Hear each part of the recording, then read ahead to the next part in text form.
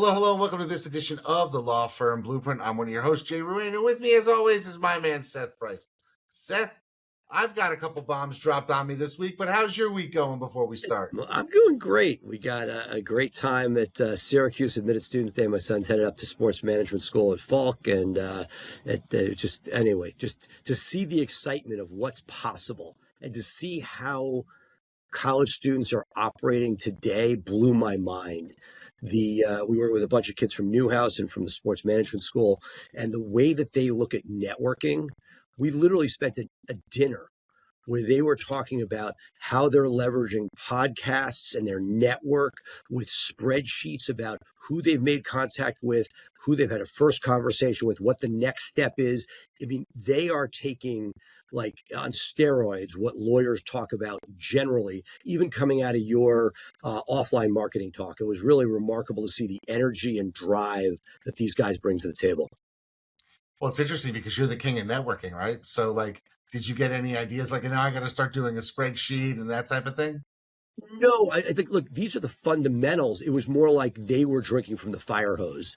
And there was one kid who was doing phone calls of 25, he did it very targeted LinkedIn in the coaching space and wanted to do like 15, 20-minute phone calls with people. Like, why not record them? You're 19 years old. Imagine the content you'll have when you're 24, and he's really into special teams. That's his niche. I'm like, imagine if all the special team coaches that you interview now, where are they in 5 years? Right? You don't even have to shoot for coaches, right, exactly. And so just like we talked about on our show, doing a series on this topic or that topic. So I think it wasn't that they taught me anything. They were more listening. But what I took was, oh, yeah, that was the passion and drive. When you do that, when you make the cold call and you look somebody up, I'm going to be in Baltimore for a meeting, and a guy that I cold called years ago and connected with, it's time to reconnect. So it's very much the idea that just doing it once is one thing, but making sure that you continue to, and being a little purposeful. If the barbers are paying dividends, God bless. But who are the people paying dividends? Who are the people that that do pay or have paid dividends in the past and you haven't talked to in 2 years? But Seth, wouldn't it be better to just take that time and throw all that time and money and effort into digital? I think that it is the diversification of it. So look, I'm Wait all a minute. Are for. you telling me you're going to go offline and you learn some lessons from the younger dude, people? I met you offline. I mean, that, like, offline is life, but that's the B2B piece of it. If you're pretending that your B2C business is going to be created offline, that's a mistake, right? You can't network yourself to DUI cases in the volume you need to survive. But making sure that you have a steady stream of high value cases from those people, hopefully it's not an either or, but if you want to scale your practice, there's only so much from that. But the thing, like, we go to masterminds, there are people that don't go to masterminds who can be incredibly valuable. And those one-on-one contacts allow you to gain perspective, I think. So, look, I'm not anti-offline. Look, the king of networking. That said, I think there are guardrails that need to be put up to protect Jay Ruane from himself, that we need to have a reality check on where we're spending time and not just doing for the sake of doing it. Okay. But I mean, I started with the haircuts back when I had all the time in the world and zero of all the hair in the world. Yeah. Oh my God. So we just took a vacation as a family. We went to Aruba.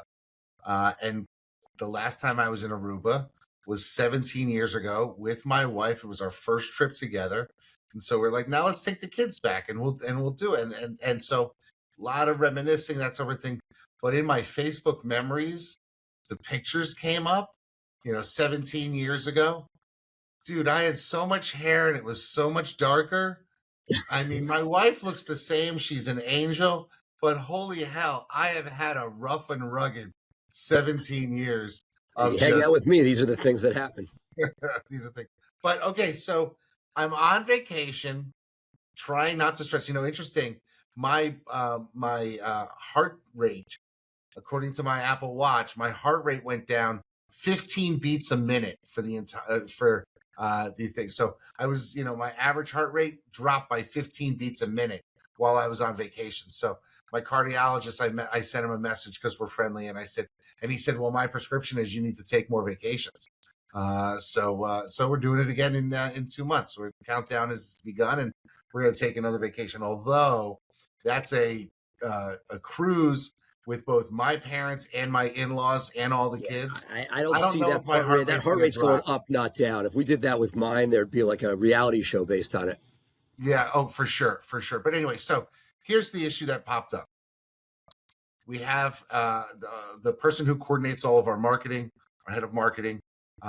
Luckily, she is pregnant with her second child. We are very happy for her. We did not find out about it until last week. She is due in 4 months because she had a high risk pregnancy and she didn't want to tell anybody while that was pending. And she's a remote employee, so nobody saw her. So it was easy for her to keep it quiet, which I totally respect. And my firm is built on being able to support our lifestyles in the way we want to have them.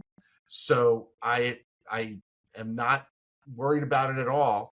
However, you know, I don't know what's the best move because I've got 90 days or so until, or a little over 90 days until she's out of here. So I got to figure by September, she's out for her 6 month maternity leave, which is what we give. And that means I've got, 6 months if, assuming she comes back, which I think she will, but maybe she won't, whatever. The question then is, do I step into the role and act as the traffic cop and make sure things get done? I have the bandwidth. I could do that for the 6 month period and I enjoy it. Do I bring in somebody temporarily to try to get that done? But getting into our flow and knowing everybody and that type of thing, I think I'd still be majorly involved. Do I outsource some of the work that I would have to do to some vendors for a short period of time? How to deal with, and I don't want to say unexpected because we knew at some point she was going to have more children. She expressed it and we support it, obviously. But the timeline, for me is a little accelerated compared to knowing at the 4 month mark and having no more time, more runway before I have to make this decision. It's kind of accelerating. So, I It's could use some interesting. Yeah, advice.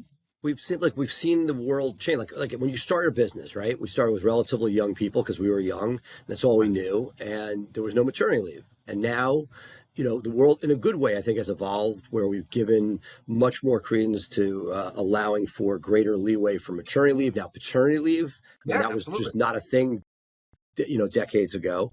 And so we're sort of, and there's a bunch of different layers, right? On one, there's an economic level as far as if it was somebody who was interchangeable, there's just an economics piece. And certain jurisdictions, DC, you now pay another tax, which Yes, we kind of do like one too. of the few where you get actually paid up to like six figures for that time off, which is pretty cool. I think what you're getting at, though, is not the money piece, It's but the work. the continuity piece. Now, I put two different categories.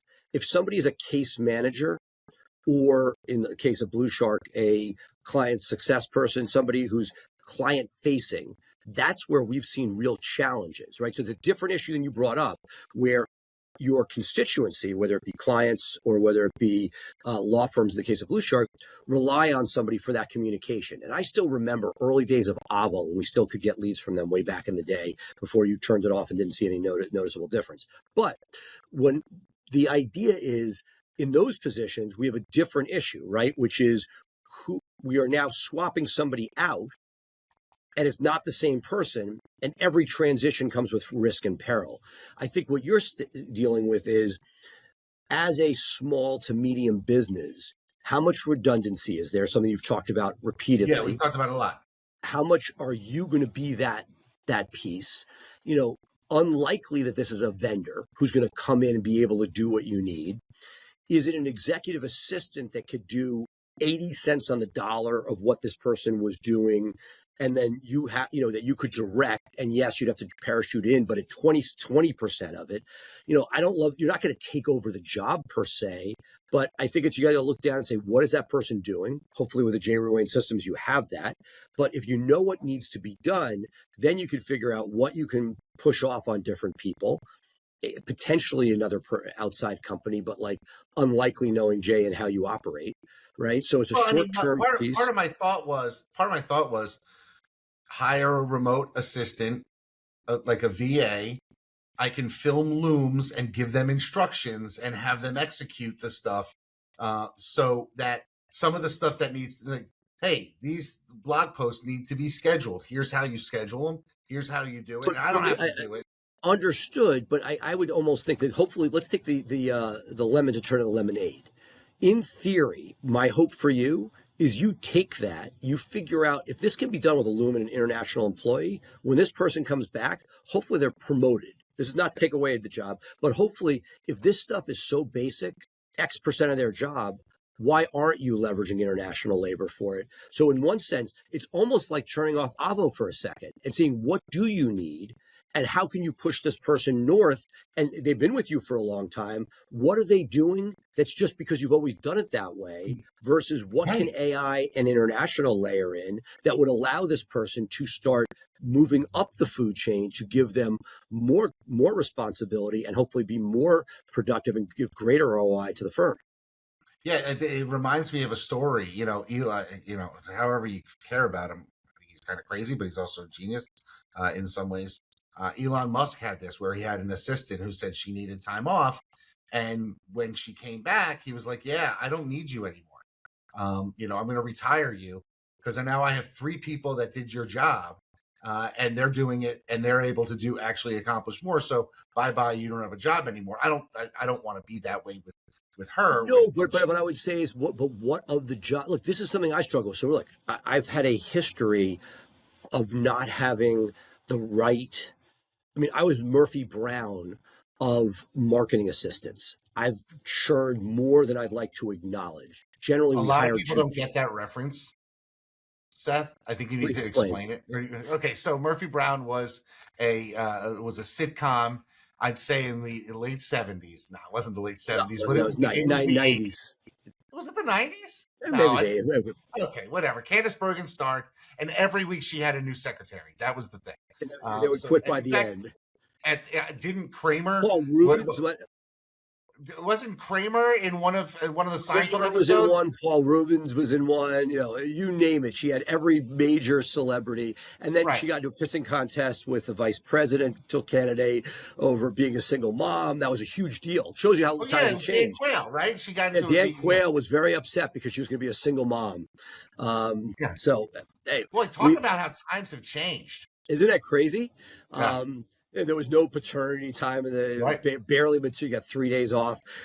But so what I would say is, I never figured it out, and that I think that as we leveraged international and we realized what could be done well and repeatable, and then allowing somebody to elevate beyond sort of rudimentary things. And look, part of this, I think, goes to what will you, and this is something if you listen to the All In podcast with Calcanis and those guys, what will U.S. labor do? And there's an issue, which is there's certain work that like it's very hard to get the Gen Z millennial crowd to do repeatedly. There's, they're being distracted by social video. There's all these things. If you're able to take this person while they're not there and figure out, hey, I can get this part of the job done more inexpensively, and then they can start filling that gap where it could push into what Jay Ruane has to do and allow you to push them north, then all of a sudden you're getting more value from them, not less. And it could move further towards you wanting to take more vacations where there's a person in place that's not just doing the rudimentary pieces of checking with vendors, but are you giving them the bandwidth to start thinking about pushing back on vendors and what would you want to do and what are they bringing suggestions to you? Because if you're constantly doing things that literally could be replicated with international labor or AI, is that really the best use of a domestic worker? And I think that let's try to use this time to innovate and not just jump in and do their job, but figure out, like churning, to bring it full circle, like turning off Avo back in the day, what is missing, and then replace it. Hopefully it's not an Elon Musk situation, which I thought was done for effect more than anything else. Sure. But if you're able to say to that person, okay, you don't need to do this replicable work, but I would love somebody who can think about what is next. Give you an example. You talk about PPC being cheap in one pocket of Connecticut. Are there other places that you want to test that in? Right? You can't do that if you're constantly doing the very, very basics. So let's hope that you can use this as an opportunity to upgrade the position, not with a different person, but with better responsibilities when you realize what doesn't need to be done by them. Yeah, it'd be interesting if she goes off on maternity leave and maybe comes back to a team that's doubled or tripled in size. Well, look, the whole point is the whole reason we have laws is to make sure you're not replacing somebody while they're out. And Right. here, I think it's going to be to, bring them back, better than ever with a much improved. And frankly, okay, let's talk about this. I see this with criminal defense lawyers. There's a point where, with a second kid in particular, criminal defense becomes less desirous for many women. Just I've seen it, and again, never tell somebody they can't do it, but that the ability to be doing shift work where you have to be in court at a certain time, if that person wants to be home with kids at different times, becomes more complicated. If you have somebody moving into a multi-kid situation, we're now at 3 kids, you're at 4, that there are things that will happen where if you can utilize them in a more executive function rather than in a shift function where they're doing rote tasks, hopefully that will elevate the position and let you retain them over time rather than having somebody who has to, FaceTime, so to speak, where they have to get things done. I'm hoping for your sake that you're able to look at that position, because I know, using the Murphy, how difficult that position is, and that we don't always know what we want. We have very high expectations, and people will churn unless you get the right person. Moment. I want to knock on some on glass right now, but if there was wood, I'd be knocking on it, which is very blessed to have a great marketing person at Price Benowitz right now who has gumption. She survived Bill Umansky's world. So if you could do that, you can do anything. And that I don't have to tell her everything, because some of it is you don't know what you want. They're going to come with ideas. You'll tell them how some of them aren't great, but they're constantly feeding it. But you can't do that if it's all reporting and minutia. So I'm hoping that you use this as the opportunity to raise them up. Yeah, I mean, I think that's good advice, and I think that would be the place to go. I mean, the reality is that I have to do something. I have to take some action, Right. If you're going to take the action, use that as the time to slice it and figure out what's there. So instead of the threat of losing a job, they're going to come back to, a promotion, so to speak, yeah, because you're in a position to figure out that. And my guess is if somebody's been with you, they're probably ripe for it. There's just never you never take a break. You're never taking your thumb, it's a constant treadmill. You're never taking that moment to think. well, and that's one of the challenges of running a business. The business that I built, you know, 5 years ago, 10 years ago, 15 years ago, is Two not the years business ago, I have today. 2 years ago, yeah. I mean, it's amazing. I it mean, wasn't it's that long funny. ago. I was fighting you to get out of court.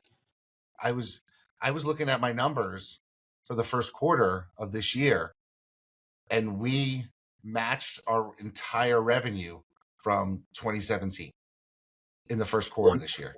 Wow. It's a life Yeah. moment. 2016. 2016. We just missed 2017, which is crazy to think how much we've grown. Right. Um, And, you and know, part of it's just, part of it's is the process. And part of it, like my guess is part of it's getting you out of the essential practitioner. yeah. And quoting higher fees and having a true, not I at one point I was going to court and doing the intakes in the afternoon like a lot of our audience does. And now Right. we shifted it to somebody who's dedicated intake and then dedicated intake team, and now we have trainings for the intake team and getting them right, and it's uh, this is a business, and every year, every day, every minute you have to make your business better, and it's a secondary job to being the job of the lawyer that a lot of us have to do when we start our firms. So I think I think what else we got going on. Your book just came out, right? We just dropped local Okay. SEO for lawyers, passion play. As you know, it's something that near and dear to my heart. Built the 50 lawyer firm using local search, and had been long time in the making. Writing a book, a pain in the ass, not easy. A lot of the book companies that we have access to as lawyers, not great. We really struggled, but finally was able to produce what I think is the definitive work on what it takes to rank locally and produce replicable business at scale. Digital has evolved. There's now AI answer to the top. There's still paid search, but there's great money to be made from local search, and that has been a passion play. We put together with our team essentially all of the fundamentals in one place, which really hadn't been done before. Lots of Yeah. books on SEO, but there's never been something where all of that knowledge is in one place. And I feel that we were talking about for people who are whether starting out, who don't have resources for everything, this is one of those places that they can sort of read through and figure out what are the things I can do myself and what are the things I might need to outsource. Yeah, and I think I have it on my nightstand. I'm slowly getting through it. I read a couple of pages every night. Not that it puts me to sleep, but it's just my wind down activity is doing a little reading, trying to get away from the screens, right? So that's what I do. But it's definitely a book. You can get it on Amazon, right? Absolutely. So absolutely pick up a copy of it. It's very important to this topic when it comes to lawyers. What else you want to talk about, Seth? Well, I was going to say the other book that I'm loving these days is the new Jim Collins book. For those people that read Good to Great, he has sort of an interpersonal one about life and what's luck and where the windows, the framing of when you're in the zone, when you're not in the zone. Not his words; those are my words. But I have a feeling that that's going to be really big in the coming weeks, and I hope that as people finally get through that book, we can have further discussions on it. All right, well, I'll pick up a copy of it and then I'll start reading it. I've got a couple of vacations coming up. I've got some stuff planned, so I'm really excited about getting some time away. It's 31 degrees this week here in Connecticut. I came back from 85 degrees in Aruba. So I'm staying at home, and we started up the fireplace, even though it's the end of April 2026. Middle of So the it'd be Syracuse tour, we had a snowstorm. Like it was out yeah. of the movies. As if somebody turned on the set with a wet, heavy snow as we're walking to the Falk School. It was crazy. I could not, I'm sure it's not what they wanted for Admitted Students Day, but I think there's a theory that, like, because it is, you're in upstate New York and it's cool, that the idea, cold, not cool, that it keeps the students aren't like in South Beach running downtown, that they creates a bond that I think is part of what the secret success up there has been. Well, and the most important thing I think for your son is that Syracuse now is Jerry McNamara. They're very excited. I mean that he brings a winning sort of get Syracuse basketball back. Where was he at? Lemoyne? He was. I'm trying to remember where he was before he Siena. He was at Siena, right? I'm trying. It's green. It's green. I knew one of their colors was green. But he was playing. He was coaching at Siena, and now he's back at Syracuse. So I think that's going to be a fantastic pickup. What an incredible that the way they use their dome is a sort of a metaphor for business and in life. They got this big dome. Obviously football, but they change it. They use it for basketball. They reformulate it. We came for Admitted Students Day. There are tables on the field. If you were at the CRISP summit at the Dome in Atlanta, very similar. They use that facility and squeeze every ounce of juice out of it. And part of being there, one of the things they talk about sports management is just getting a day job on the transition, figuring out how to turn it from one event to another and seeing that, because much of what we're talking about, whether it's much of what we talk about here on this show is about how do you take something and multi-purpose it, whether it be people or whether it be other assets, and make sure you get the most out of it. Yeah, I mean that's really the thing is just really embracing schools nowadays. I mean, I know when I showed up in my college, like it was just basically like, all right, go for it. I don't remember an admitted student day. I mean, I know we had an orientation like the day before. I don't. Started. I was just lucky to get into Penn and showed my ass up. I think, but we also did something then more is that I went and stayed over with friends who might have been a year ahead of you. I think there was more of that. Maybe people are still doing that. I don't hear about that as much. Yeah, I don't hear about that either. Maybe kids are I mean, more. involved. But it's also, think about it. Let me take the negative side to it. This is a, you know, 70, I blocked it out. Tuition, forget room and board. Tuition is high 60s, Eh, right? Right. So eh, tuition times that by 4. Forget it. And the room and board is also somewhat going to university because I'm sure there's margin on the food, food service, and certainly they're paying debt service on the rent you pay, so yeah. it is for the student is approaching, if not there, a $400,000 asset. It's larger than houses in some markets, certainly more expensive Most than the markets. cars. Yeah, most Yeah. markets. So you when you look at what they're putting into this admitted students day, where people are choosing, but we were committed as ED1, but when you're looking at where somebody is going and what is the yield, it is, imagine the economic difference if they change the yield by 1 or 2% of the people that choose them. The big article Syracuse got written up where they didn't hit the yield right. And then they started going back to people that either rejected them or hadn't accepted yet with more money.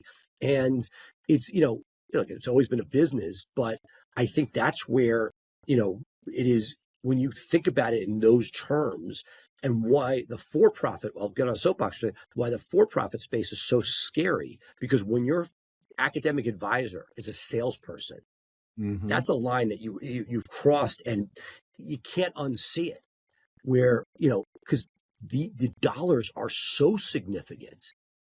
And, you buy a house that goes upside down, you can declare BK. This stuff is bankruptcy proof.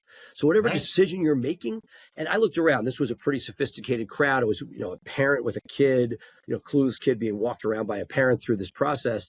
But when you think about what is the decisions being made by kids at this age that will affect very often, I would say the rest of their lives, but at least the next several decades when it comes to debt service being paid off. And are you, isn't just like, is it fun? Is it innovative? But is this going to get you a return on investment? What I was so impressed about, at least at Falk School and what I saw at Newhouse, was like, it was all about that first job and what was the median income coming out. They were all about that. But it is, when you look at the traditional liberal arts, I'll figure it out later concept that my parents were like, we want you to go in liberal arts, we'll pay for it, you're doing it. But, $400,000 where you're then figuring it out from there, that's no joke. It really is no joke. And it this is a conversation that I'm starting to have with my wife about, like, we have, our oldest is dead set. She wants to be a pediatrician. She's putting in the work now. She's got her plan, that type of thing. But my oldest son, I'm like, are we going to invest, $500,000 for him to go to a school where he has no idea what he wants to do? Or Well, maybe he that's should but do community college for well, a year and start to see well, what well, or you do a gap year and just let them grow up. I mean, Malcolm I think, Gladwell I them. honestly, I really think, I've actually been researching that. I think a gap year might suit him the best. Well, Um, so and a neighbor friend of mine has a program called Gapwell, where he, it's pay to play, but he figures out how to get them a why, where to send them, what to do, and it does it both at scale as well as private. And look, our oldest weren't sure if he was going that yeah, route. And look, time is valuable. Anything you do to buy some time, but if they really have no clue, at those types of numbers, yeah. is it irresponsible to not wait? Not that you don't want them getting a college degree in that experience, but what is the rush? We redshirt athletes so that they're more there. Why don't we do that for academics?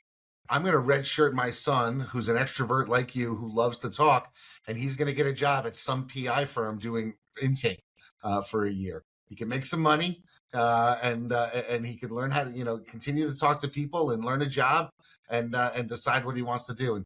And so everybody who's got those PI firms that all have those scholarships, he's going to apply to every single one of them. But I think I'm going to stick him to work in an intake department somewhere across this great country of ours.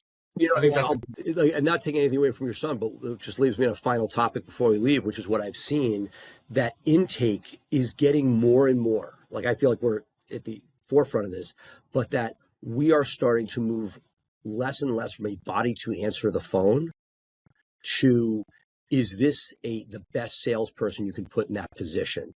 Oh yeah. And so even that's the crazy part. Like, there'll always be a firm to get a job and get experience at. But it maybe the topic for the next show is, how is intake evolving? I know you're working on some technology there. Let's make that the topic for the next show. I love it. I love it. All right, folks, that's going to do it for us this week on the Law Firm Blueprint. Thank you for being with us. Of course, you can take us anywhere you want to go on the go by subscribing to the Law Firm Blueprint podcast, wherever you get your podcast, and you can catch us live every week, 3 p.m. Eastern, 12 p.m. Pacific, live on LinkedIn and live in our Facebook group, the Law Firm Blueprint. That's going to do it for me. I'm Jay Ruane. He is Seth Price. Thanks for being with us. Bye for now.